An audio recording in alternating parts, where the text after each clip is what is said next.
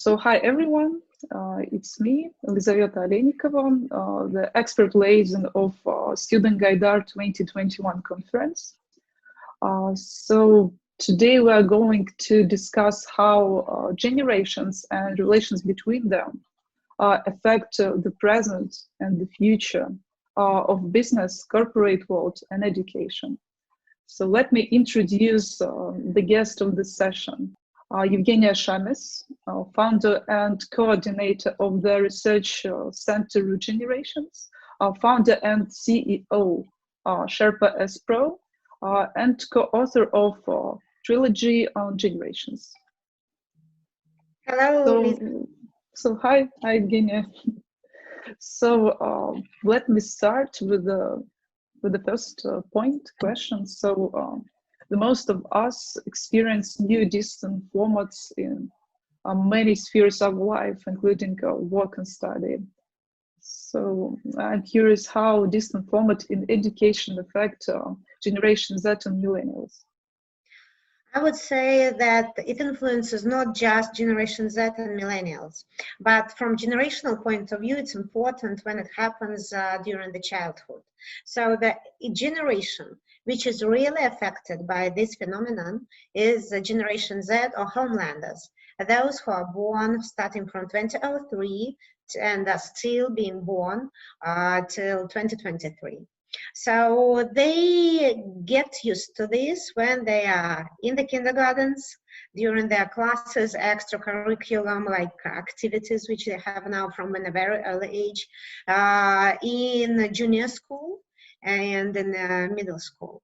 They learn to deal with this, and they also learn how to combine different formats.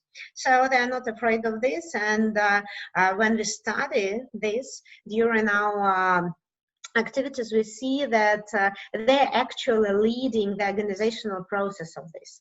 They can switch on all the programs, all applications, switch in between of them, use various things, and they advise actually the adults, including the millennials and the families, who can be the elder brothers, sisters, on how to use the modern digital world and this distant education.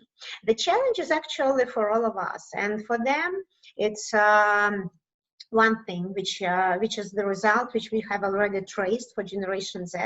This is interesting because then I will switch on to the current students, but Generation Z is the future workforce, human capital, which is going to come to us quite soon. We are working, we have among our clients are over 220 corporations, global and Russian, and I can say that we start seeing them in the colleges, in production companies. So, but this is just the beginning and more like the border generation being born in between millennials and homelanders, or in other words, it could be between Generation Y, who are millennials, and Generation Z, who are homelanders. And but what they said already, because they were kind of limited in live communication, they are really missing this now.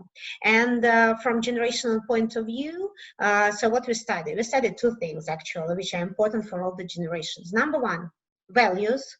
What do we stand for? What's important for us? And number two, traditional, typical scenarios of behavior. How do we want to study? How we want to communicate in a shop? How we want to chat, to talk and deal with our friends. So those are the small things which are very different in between of generations. And so there are four factors which form the generations, three which were formulated by the founders of the approach, Neil Howe, William Strauss from the United States of America. And the fourth we formulated for the world in our research center, Regenerations. And here I want to mention the fourth factor because we see it with Generation Z now with this distant education. It is called something which is a deficit in the childhood of the generation becomes a value. And the deficit for current kids, it's not something material. It is exactly the non-material thing.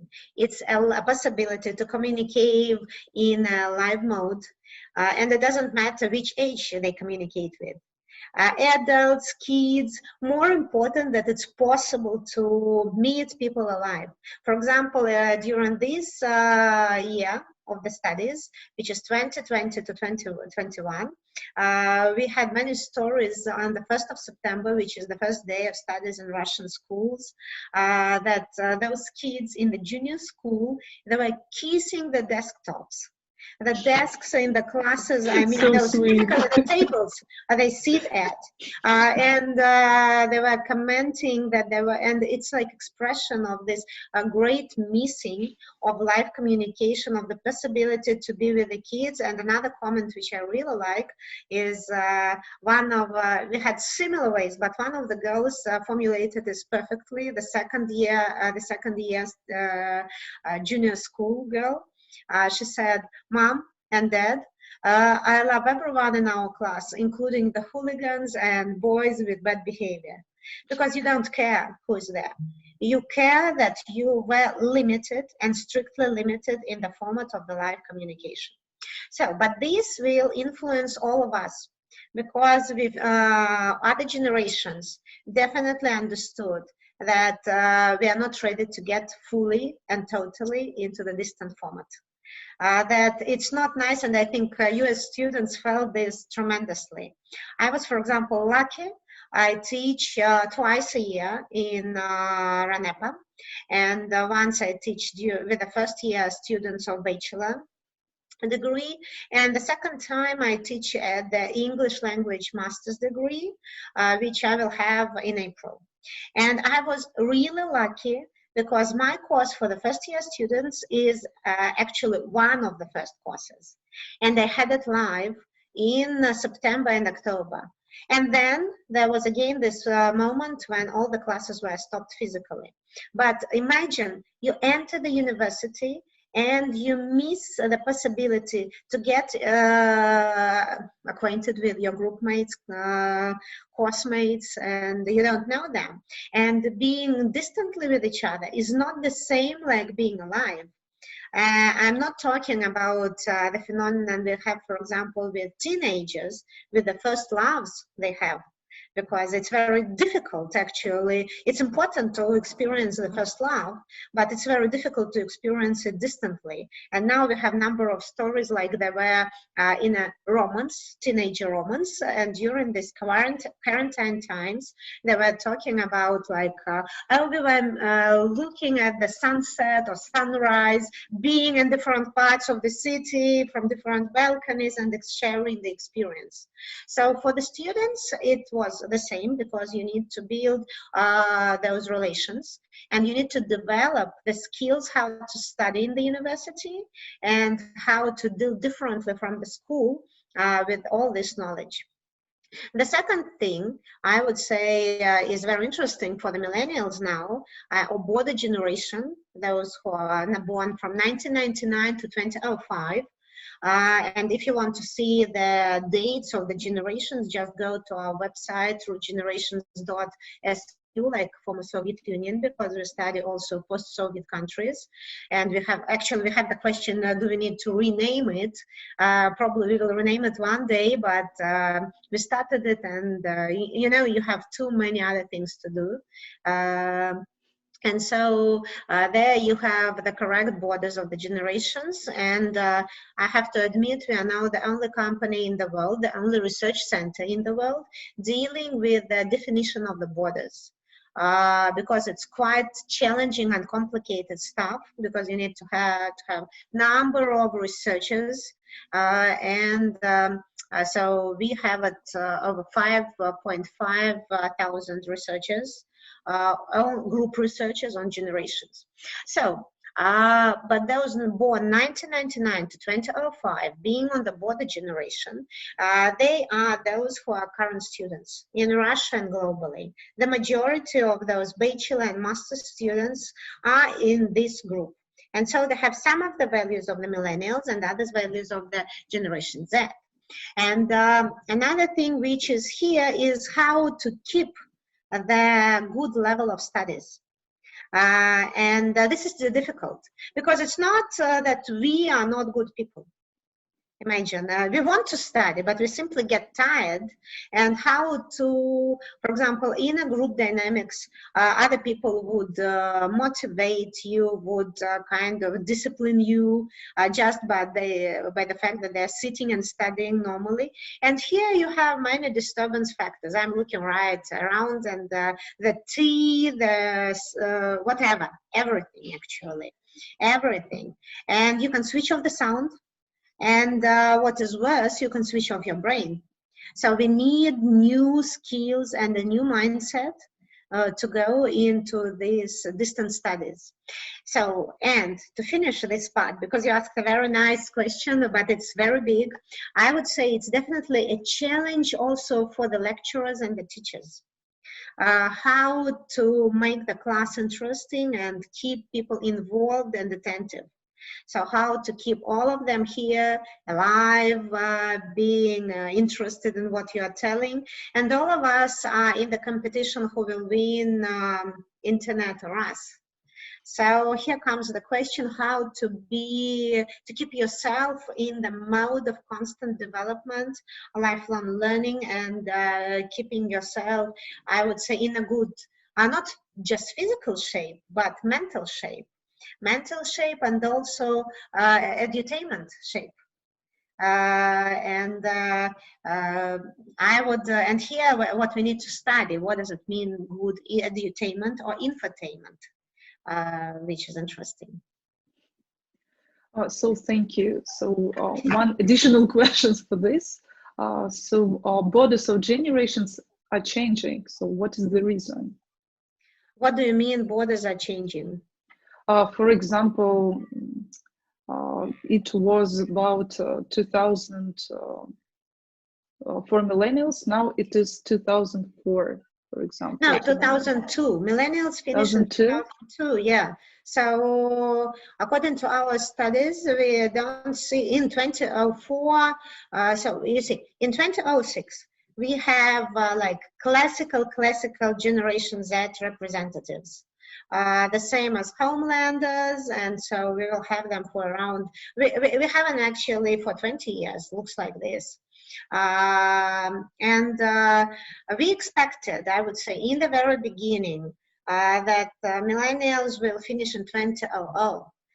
So like the start of the new millennial.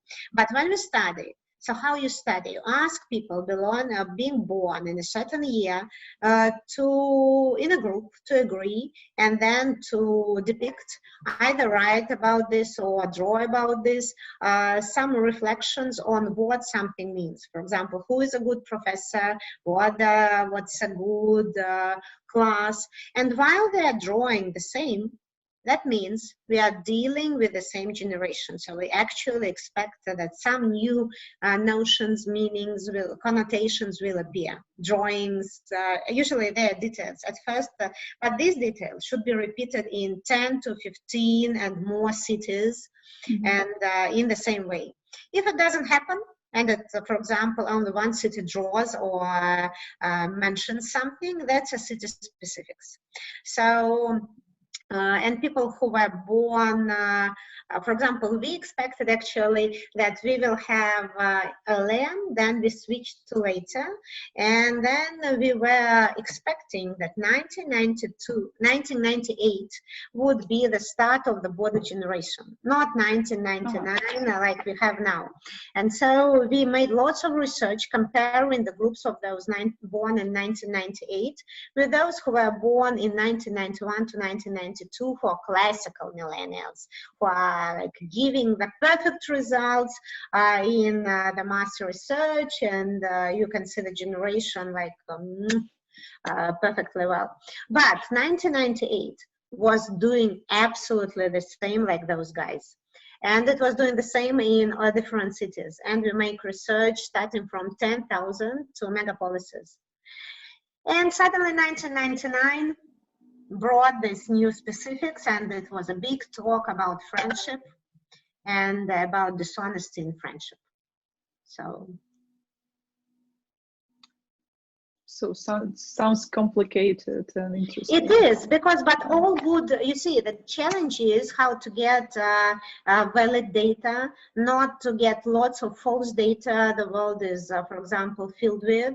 But the majority, I think, I know you also deal with the generations, and I think you see that the dates are absolutely crazy, and they're often based on the phenomenon which is called falsification, manipulation of the data. Most of all, I like BBC research on this. They showed it on not on generational data, but we have a very good parallel with this. But they showed it on the famous factor, which generations also had to deal with. It was in one of the articles, it was mentioned that the scale of attention for the current kids is only 8 seconds. And then there was, this continuation like, oh, oh God, I forgot the word, and it's a simple one. The fish attention. The fish scale of attention is 9 seconds, and then everyone started how you can imagine shouting. The current kids, modern kids, are more stupid than the fish. They can't keep their attention. That's global problem. And BBC made a journalistic investigation and figured out that this research doesn't exist. But what they figured even more, that the company which was mentioned in the article who made the research doesn't exist at all. In generations, imagine, yeah? It's terrible. It's like, and people believed, companies were developing programs, they were working with these, especially in marketing and everything. We're working now with Likey, and it's all fine there. Likey, it's like TikTok, but in our country with, of a younger age. And concerning generation, it's the same. Like there are many data, not many, actually there was one article, I want to underline this, where it was written that Generation Z starts from 1996. And people are so happy, like using this data, citing this data, no proof at all, no research. It was just the fact written by one person from marketing, because it's easier for us as human beings to split life in shorter periods of time. But I think now in the university, you feel that there is high demand for proofs. And kids will be asking for this more and more. So forget, Generation Z starts from 2003. And it's connected very strictly with technological and economic cycles. And the millennials are up to 2002, and it's not just Russian data, it's global. And frankly speaking, the difference globally could be 1 year, no more. But with the Generation Z, there we wouldn't have the difference, because here it depends on the devices with touchpads. And the dates when it appeared, 2007, 2008. That's it. Can you give some research advice for our students? So some of them conduct research on generations and education and business. Sure. Number one, concerning the dates, currently use just our dates, and it's not self-advertisement. It's actually, it's very bad. But I don't see other global research centers who are dealing with the borders, definition of the borders. So this is number one. So use the correct borders. Number two, look for the proofs of what you read. Really, look if the research exists, who made it, and check. As I mentioned now, does this organization, center, whatever exists in reality? Because there are lots of citing, reciting, re-reciting of the data, and so you don't know who mentioned this and how was it. Number three, try it, don't be curious. This is something very important. And remember that in any case, you are representative of another generation in the majority of cases. So if you are studying other generations, they will for sure be thinking differently. And if you are doing, you belong to the generations you're writing about, or you're studying, making a research on, study it with other people. Recheck. Check it, recheck, make the data valid. Because we globally need to create more data which is reliable, which is valid, which can be used for future good things. So thank you. As millennial, really curious. Millennials are meant to be the generation that are going to change the world. So according to theory. How do you think how are millennials changing and challenging world? Actually, you're not that much challenging. You will be doing this probably a bit ahead, but you have the intention, and this is very important. Our book on millennials in Russia, we have it in Russian. This is like in the family. Each family is not without a millennial. I don't know how to translate it better. It's kind of a joke, a sarcastic note. Saying about the generation, but the continuation is what the generation which changes the world should do, and the generation is already intending and changing the world, but on smaller scales. But the generation has the intention to change it more seriously, and for this reason we expect the generation of millennials to go into politics. And I'm mentioning this, and I'm using the word which is actually non-correct anymore even in English, because the word millennial should be you see, each generational name has the reason to be said. And before we were using the English word millennial, but now we know it's not the correct word. More correct is millennium generation, like generation which was born in the previous century or the previous millennial, and then crossed the border of two millennials. The cross the border of millennium. The next situation like this will be 978 something years from now. So it's a big difference. So such event happens just once in 1,000 years. And what it means for the current generation of millennium generation, that they feel that they are more modern, more advanced than other generations who graduated from school in the previous century. You see, and that would be the expectation of the whole generations. Prove to us that you are cool, you are modern, you are advanced, you are not outdated. And because generation worries about this, that's what you will be changing. So, and concerning the name millennial, these are all the generations which are born during the millennium. So during 1,000 years, for example, Generation Z of Homelanders is included into this. So, but millennium, it's a super cool thing. Like you see, from the past to the future, to the present, to something super cool. So, but yes, you will, politics will be a big area. And when we are making the research, your generation starts talking about this. So I don't need to turn my back if somebody mentions politics, because other generations won't be taking care of this that much. I know that if I miss some of the political news, my team, in which there are millennium generation, you see, I'm in Russian, I'm trained to use this. In English, I'm still using the old term.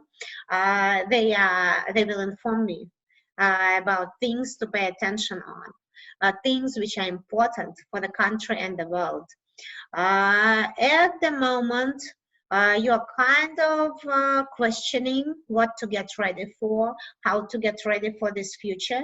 So I recommend you watch my TED Talk. It's called Пойми Millennium in Russian, or Understand the Millennium in English. We have it with subtitles in English. So if you go to Root Generation's website, there will be a link to this, and so you can watch, or you can do it in YouTube channels of Root Generations. Maybe it's simpler. I think it will be simpler for the foreign speakers. It will be easier. So, and what about changes? Uh, Changes conducted by forced by millennials in corporate world and business. Not much yet. Not much. Generation X and baby boomers are more in power, and Generation X is there. And depending on the country, you need to see how many. Millennium generation is coming into power, not depending on the industries, because Generation X is also a big generation. I would say there was a saying at certain moment that millennium generation is better for digital and telecom IT companies. Currently not like this, because it depends. Now companies look more at the skills, knowledge, and for example, border generation X millennium is quite good with this. But you see, you mentioned another thing. And so guys, remember, each generation will mention something which is important. It's like about changing the world, and this impact Lisa is talking about this leadership.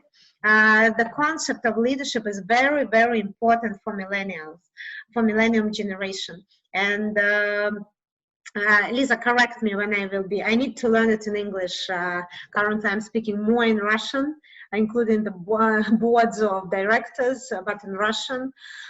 So you see, being a leader is becoming a leader, becoming a successful leader is very important for generation of millennium generation, born 1985 to 2002. And the question is how to become this leader.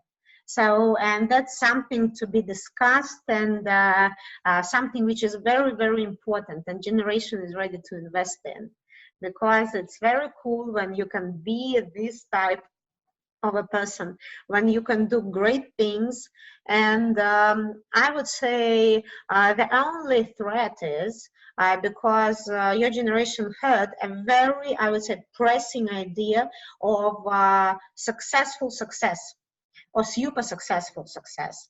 When we first started talking about this phenomenon, everyone was laughing at us, but now it's kind of, people are using this term a lot, because here is the model, which is quite challenging. For example, you see, for other generations, if you're successful in one thing, you are a successful person. For millennium generation, if you are not successful in one thing, you are not successful at all. And imagine that's the height of failure. So there were a lot of conditions which were forming this in your childhood. And that's why you want to talk about how to stand up back after failures, after, sorry to say, fuck-ups. And these are the terms which are officially used in corporate language, because I would say the height of falling is really felt like something threatening, not just simple height. And for other generations, including modern kids of Generation Z, it's much easier to stand up, to get back to the activities. And for millenniums, that's a big issue. So talk about leadership, go to different groups, talk with us as founders, CEOs, and so on, and listen to various stories. So what you need to do actually, to make a collection of different stories, and it should be minimum 10, 15 examples of various types of career, various types of success, various diversity of approaches how to do this. And then also 10 to 15 or better 20 types of failures and what you do in those failures. But remember, that's like you like balance of work-life balance. It's balance of successes and unsuccesses. So that's tremendously important. So, and the image of success, does it influence consumer behavior? So I know the term like fear of missing out, like FOMO. So This is millennium thing, the same as, help me to translate this, syndrome of self-proclaimer, probably, syndrome самозванца. Probably. And that's something, a phenomenon which exists only for your generation. And so when you're questioning the right, whether you have the right even for successfully done projects, other generations don't have it, and when they try to prove to us that they do, no, it's like very different in the nature, in the way how they deal with the situation. Professional questioning whether I can do it better is fine, but it's not questioning, do I deserve being in this project, leading this project.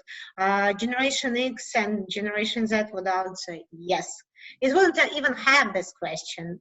So, and you will be questioning, asking. That's why you're actually building. You see, for development, you need to build in psycholinguistics. It's called the connotation. And connotation, it's not just the meaning of the words, it's also actions which should be done in order to move forward.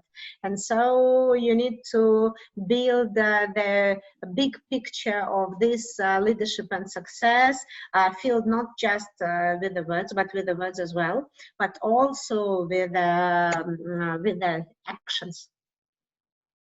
And that's very important. For example, how do I behave? What do I say? How I deal with conflicts? What do I do if I don't do something properly? How I deal when somebody is trying to diminish my importance, and so a number of issues. So thank you. So I appreciate that you share so much information about millennials. So for me as millennial, it is millennium. Let's learn to do this. I know, guys, it's very important, but it's something which you actually come to. Maybe we will still be living with these millennials, but remember that it will be a millennium. But it's now like I told you. So generation, for example, I will give you example on Generation Z or Homelanders, and they were like we're asking them which name do you like, and generation should like the name. In Russian, millennium, so after you understand the meaning, it's much nicer, so people are not questioning whether to be called millennium or millennials, which doesn't have meaning in Russian actually. But with Homelanders, they can be called Homelanders. There are several usually names for the generation, Homelanders and Generation Z. And they don't like Generation Z, even though it's a Zoom generation, Zoomer generation, like we do on the touchpads, on the screens. They have the association with zombies. And they keep asking us, are we zombies? Because number of movie series and everything was tremendous on the zombies during that time. And we answer, no. They say, okay, Zoom is better than this, but Homelanders sounds nicer. You see, it's like, that's why generations will rule the world and decide how they're going to be called, treated, what they want to do in the world. So let's talk more about Homelanders. So what to expect from them as future university students and students of business schools? Oh, they would know a lot in science, technology, and art. And they would go into this seriously, and the expectations on good studying is, we see it, we trace it in all the research and their behavior. They really want good education. They don't have the talks which, for example, millenniums had. It was like those who get C grades will lead the A graders. No way. They know that those people who study better would get cooler, more interesting projects, possibilities, and so on. And they will require, as I was showing to you, more proofs, because this talk about manipulation, falsification of information, of the data, got on their childhood. It didn't get on the childhood of the millennium generation. But here, yes, and so all of us will be giving lots of proofs. And so that's what we need to do. And concerning business, it would be the same. So we will need to prove them much more in for them as customers, employees, and so on. And they will be having quite high qualification in distinguishing whether this real data or not. So we already see that they're paying lots of attention on this, but that's good, I think. Yeah, sounds optimistic. For the universities, for the educational system of the world, it's perfect. So we are now in a new cycle when we go for 80 or 100 years for this new education, that's an exciting period, challenging for the universities. I would say now a bit easier for the universities, but harder for the schools. But we will manage. We always managed as a humanity. So it sounds optimistic for universities at all, for the academic system. Challenging for the teachers and the system, for the lecturers and the system, but you see, it's not the starting point already. For the universities, the changes started in the first decade of this century, so it's like easier. So for the schools, the changes started, more changes during the last 5-7 years. So it's tougher there, less agreements, but universities then understood the language of global ratings, the language of publications, the language of this combination of approaches. And I must say, as a guest professor for RANEPA, other MBA and executive MBAs, I feel this a lot. So I have my PhD, and no one cared about PhD till 2013-14, this period, and I was working quite a lot during this time with Berkeley, Brazil, Italy, and suddenly everyone was interested. Before, okay, who cares, you made my PhD, and guys, it's the best period of time now. So if you have an idea whether to make PhD now, better do this.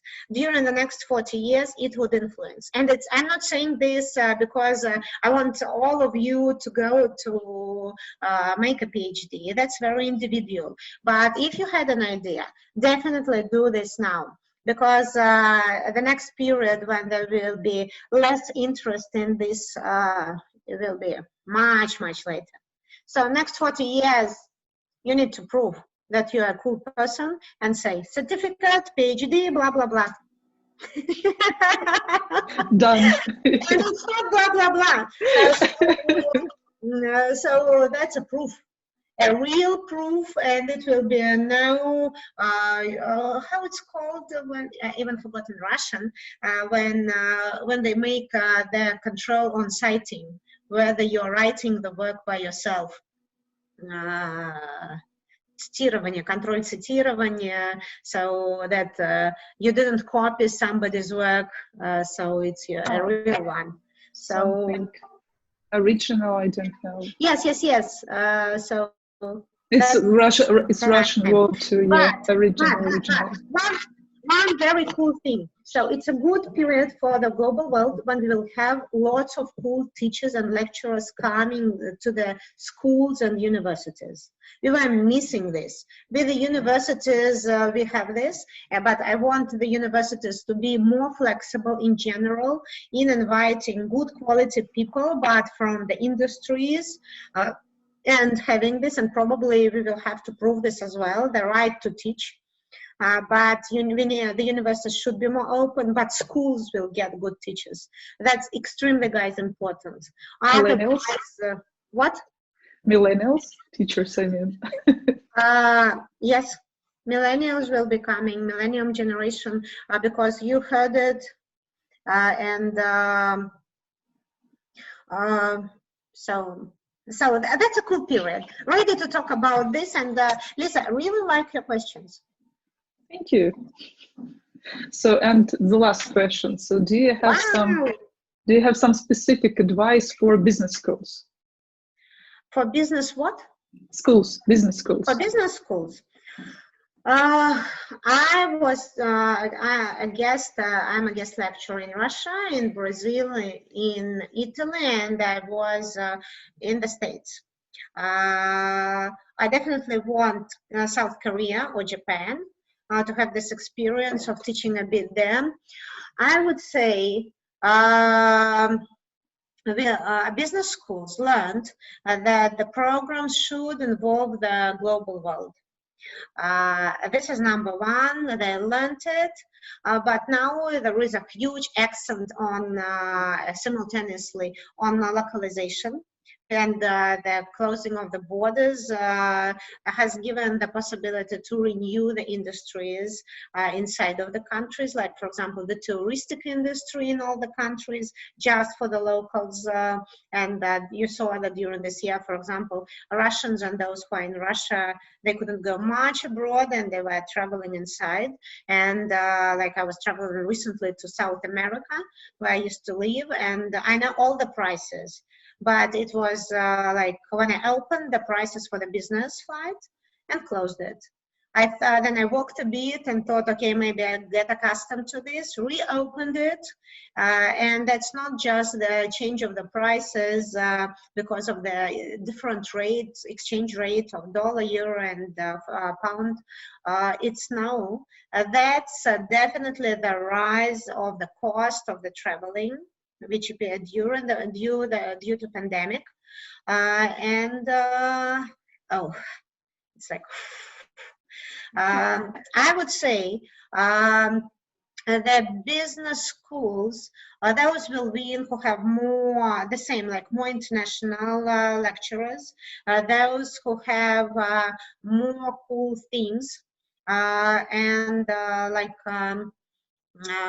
but they should involve, now they're still playing this game, like if you're a cool business school, you need to have more publications, and the game of publications is quite tough now in the world, and is not everywhere extremely proper. So they need to learn the way how to involve more people from business and make prices for this a bit more friendly in order to have more people, because now it became super expensive for publishing the articles in World of Science and all those journals and magazines with the ratings, level A and so on. I would say there will be those who are like, for example, like IBS and RANEPA, who have, it's not MBA, or MBA, but having the partner programs are very cool, because it brings not just studying of different things, that brings network. And this is what people are ready to pay for, and that's where people are ready to study with. So I think we will be paying more for networking, and there will be more approaches and models how involve those business people. And the last thing, it would be more like solutions and things on the cross borders of different sciences, specializations, because it lies those more, it's like the world of the blue ocean, which lies fully there. This was the question of, in general, the talk was very nice, but that was the question of the real open innovations where I'm a speaker, or economic forums where I also speak at. So, and I'm very glad that students, PhD students, and those who will be there, you're dealing with such a conference. And frankly speaking, Lisa, she was my student. I would say, she would confirm that I advise people, students starting from the first grade, first year in the university, to attend Gaida Forum as volunteers or something, because you need to choose several global forums which appeal to you, appeal to your areas of interest, and try to attend them. Try to go and be there. So thank you for today. I'll get all answers that I need. So also I have much more about the next time. So I hope that I will see you as an expert on Sida Gaidar conference. Thank you, with great pleasure, and good luck to you guys. And deal nicely with generations, and remember that you can't become another generation, but you can learn the language of another generation and follow the correct borders. Our generations are part fluent, быстро. So, or quick, I don't know how to call it. In Russian, it's быстро, and so there we have those borders. So thank you. Bye. So see you in Sida Gaidar.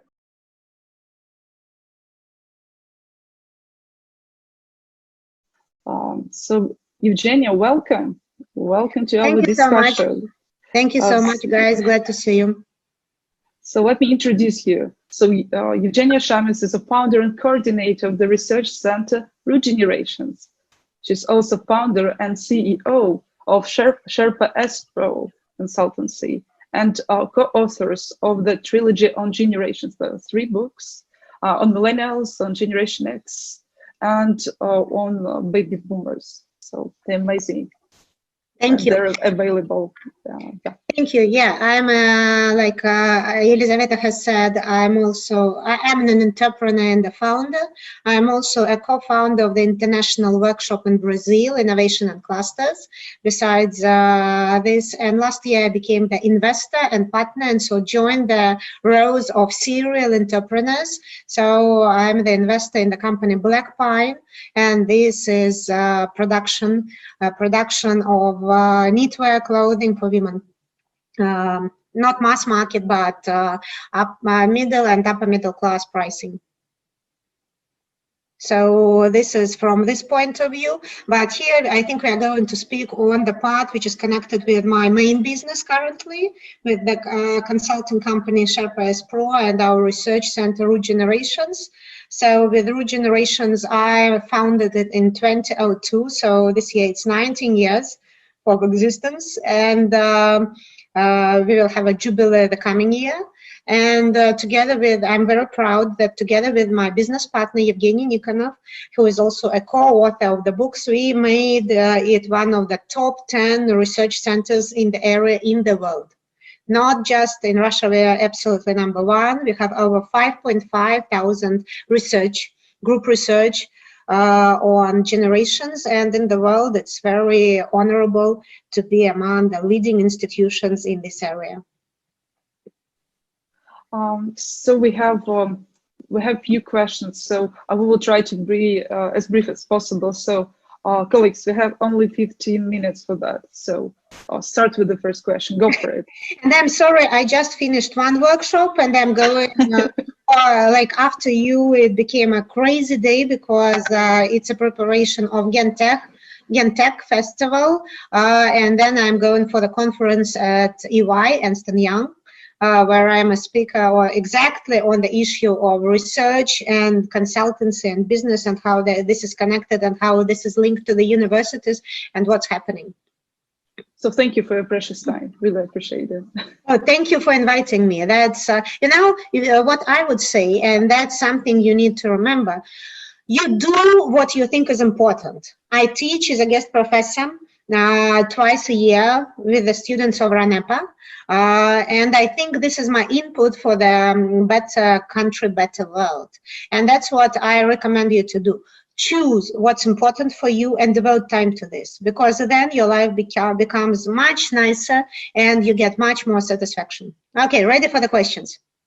So guys, sorry, I have like this short break. It just finished. I have my coffee, so excuse me. I will be drinking in between answering. That's not a problem at all.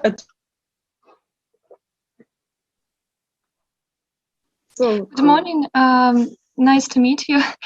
We have presented our discussion and our topic about millennials.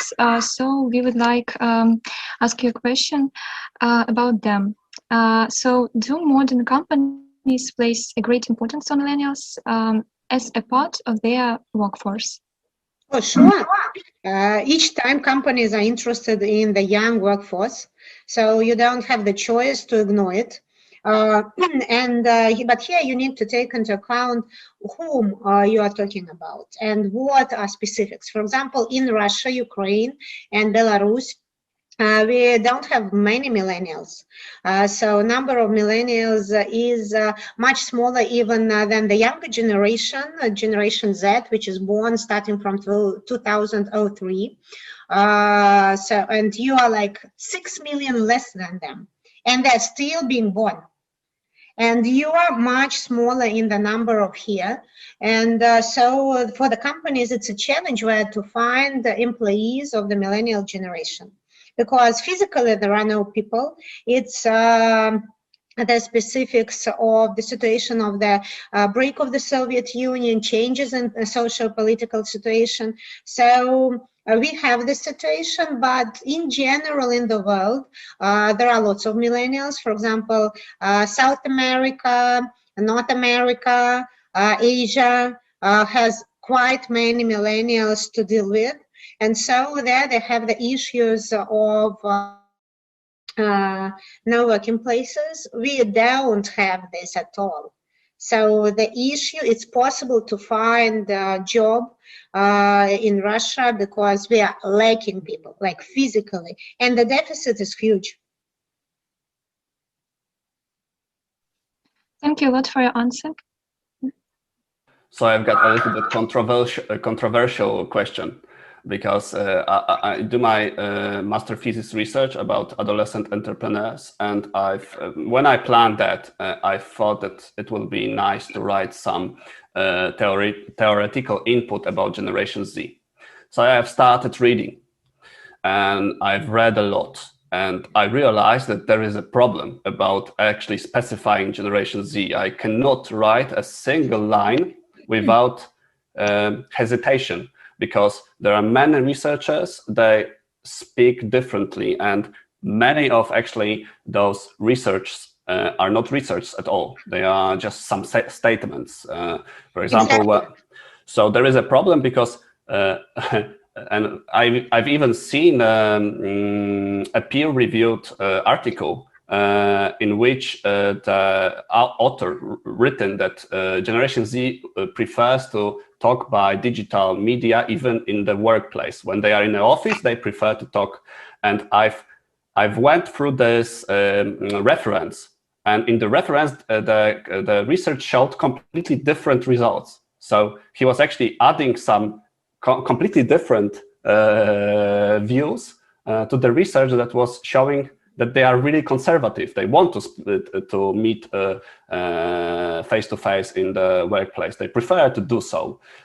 So my question to you is a little bit controversial. Do you believe in Generation Z?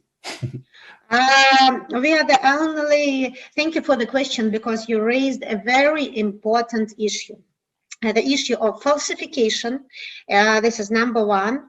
No proofs for the majority of the things, and like you said, these are not researches, these are statements.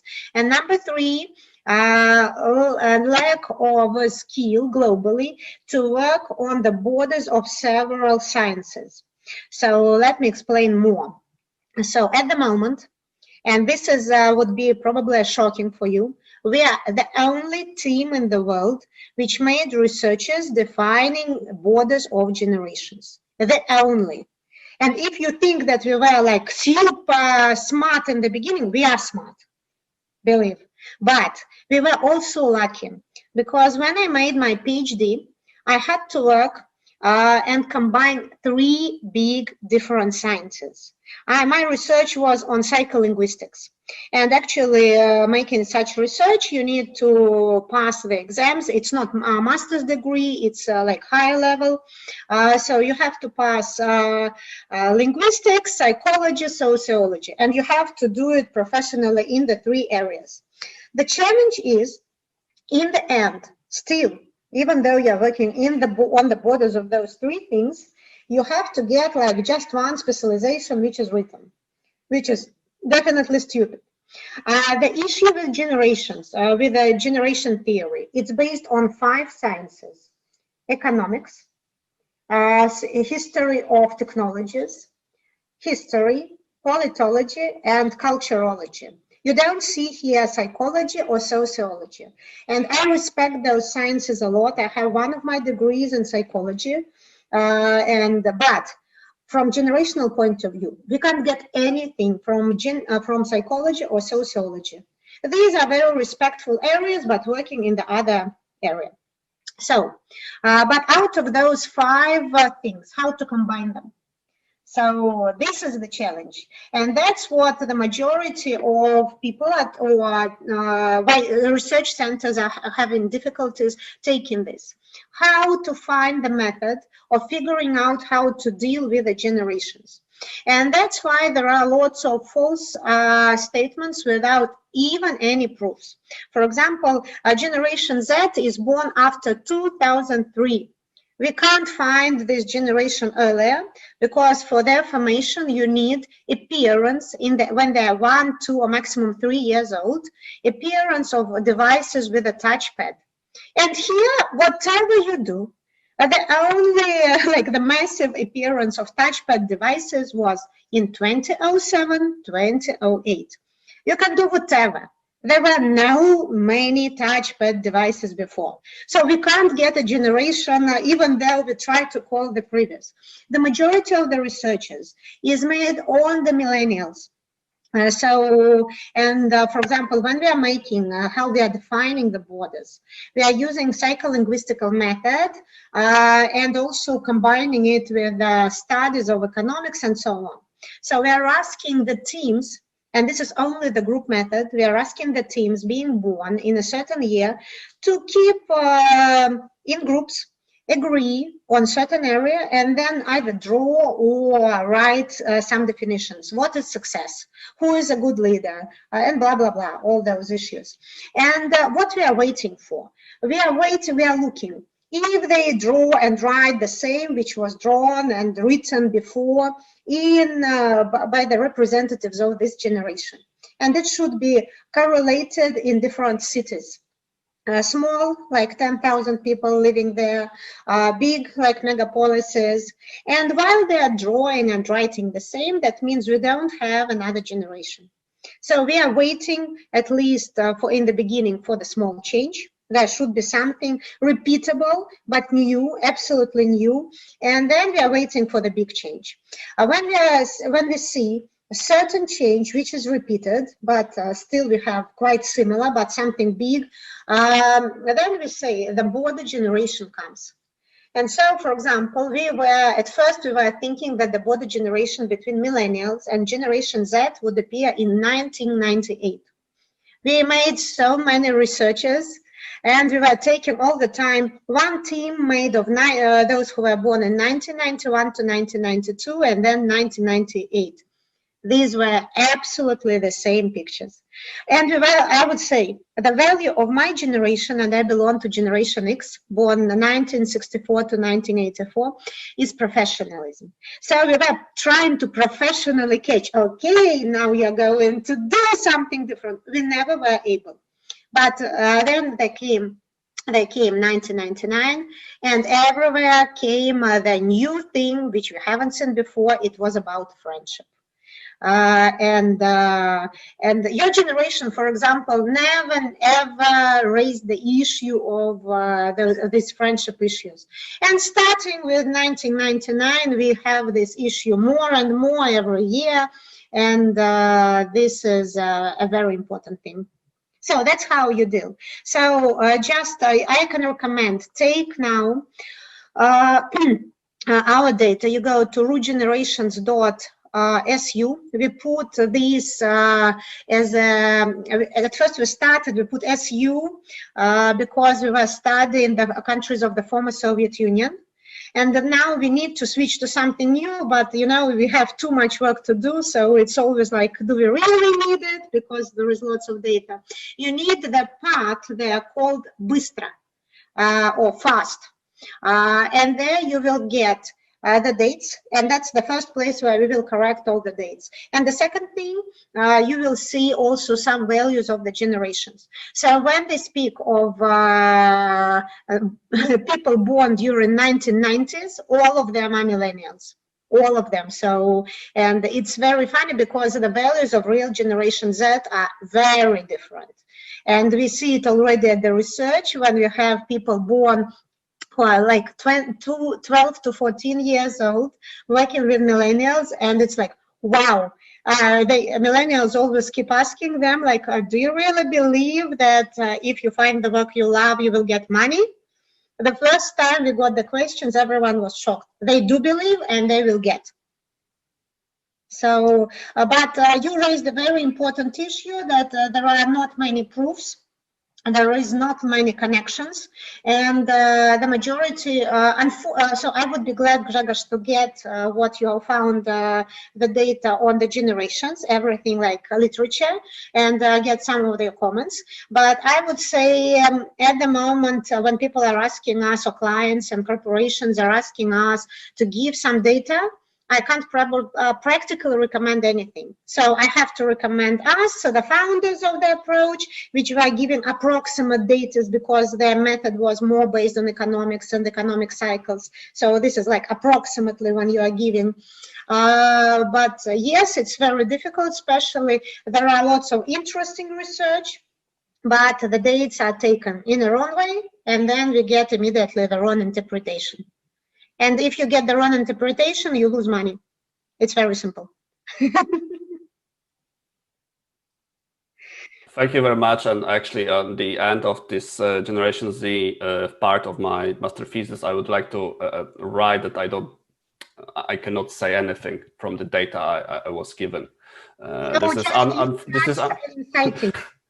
Use us inciting, and you will see, like, we have the trilogy, and in the last books on millennial generation, we have a book in Russian, unfortunately, on millennials. And it's, unfortunately that it is just in Russian. We were thinking of making it also in English, but in the end, we especially put some of the researches we were making for corporations, but we have most of NDAs. Guys, NDA, non-disclosure agreement. So that's when we can't say, I can write, for example, company in pharmaceutics, or company, FMCG company, or blah, blah, blah. And in very many cases, this is the task. So that's it. And I saw also, thank you. Welcome, guys. Any other questions? Maybe one more short question, because Eugenia is so busy between really busy things. I see. I would like to ask you to the presenters, if they were in the position of policymakers, what did they initially do for the young entrepreneurs at the beginning of COVID-19? I can answer. Actually, when you are an entrepreneur yourself, you have, I was paying salary to my employees. It's very simple, because in my first crisis, when it was 2008, 2009, when I felt like the company founder and the owner and an entrepreneur. And I would say I paid all the money to the employees. I wasn't in debt. I gave to everyone. I didn't have anything to pay to me. So I lived on the money of my future husband. And I decided never, ever again. So I was really, and we were thinking differently. Now when we managed to do this, now when I have more experience and the more, I would say, reputation, it's definitely different. But I would say crises are very challenging for all those people. And another thing which I did for Generation Y, guys, we started online courses. Online courses, online workshops, some for last year, exactly during the times of the pandemic. And there are courses on, I will give the link here, for the adults on the balance. And that's what I recommend you to go to. And part of the balance is, there are two parts. One is how we set it, and this is we ourselves. It's not like a psychology course. It's the course from the founder, from the entrepreneur, and I also have guests like me, like heads of the boards of directors, entrepreneurs, and I would say I have two parts there. One, when you yourself set this balance and how you manage and you find solutions for you and kind of actually you adjust. It's not from the very beginning, so I believe you are doing things.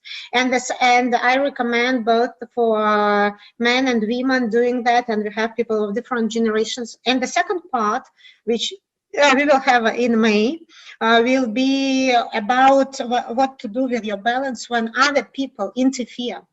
And when, for example, oh, I don't know actually the words, guys. Can you help me with the translation? Lisa, maybe you help. Обесценивание? How do you say it in English? That's the term of millennials. Yeah, I need the word in English. Losing the issue, depreciation. Yeah, it's about gossips and how they influence you. It's about the personal borders when other people are trying to cross it. Devaluation. I think devaluation is a bit better, but it's still. You see, you brought a special meaning. You know, I made my PhD on psycholinguistics. I have a very good language feeling. And so I would kind of study this a bit. But that's something which is very difficult. And I think your generation, guys, if I can recommend you, just go and watch my TEDx speech, TEDx talk on Пойми Millennium. Understand the Millennial. We have it also with English subtitles. You go to the YouTube channel of Rude Generations, and for the foreigners, you will read it there. For the Russians, you will see it in Russian. But this is something about clarifying some of the things about your generation. So my part was to help in general Generation X and Generation Y to do this. And in general, I have helped the International Association of ISEC. This is Association of Students and who were originally from economics and management. Now they're wider, and I'm helping them to develop. That's my input. And for the, I was helping for the you know, I would say you choose what you do. For me, it's like professional volunteering when you are doing such things. And my professional volunteering, being a guest professor in RENEPA for the first year students and for a master's degree, because if you compare my price in real life and here, it will be like earth and the sky. But I think it's important. I'm very, I would say, grateful to people who invested in me and my development, and I think it's very important. And I want you to do the same, like we were doing. But choose. It would depend upon you. I choose what I think is very good and important to do. Lisa, I know I switched off from generational topic, but I think it's very valuable. It's a lot about setting values in the society and about what you want to do. And I also participate as a jury member, appreciating, evaluating the programs which corporations and regions do for the involvement and development of young people, starting from school age, students, young specialists, and just a perspective for the future. Graduate awards. And also it's like, but guys, you will be doing, when you are busy, when you have the company, you have the family, you have so many things, you will have to choose choose what you really care about. That's very important.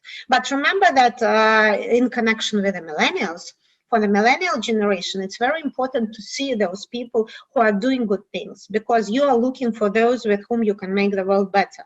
And I would say, and I would finish with this, we don't see many people who are doing this now. Your generation is missing those people. So, and I wish, oh, So thank you. Elisa, would you let me go? Sure. Thank you very much for your appreciated time. So thank you for coming. It was a great pleasure. So it was so insightful.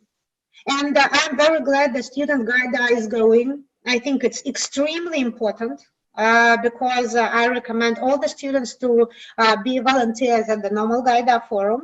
Because we need to care about our countries. We need to make our countries, the world better. Okay.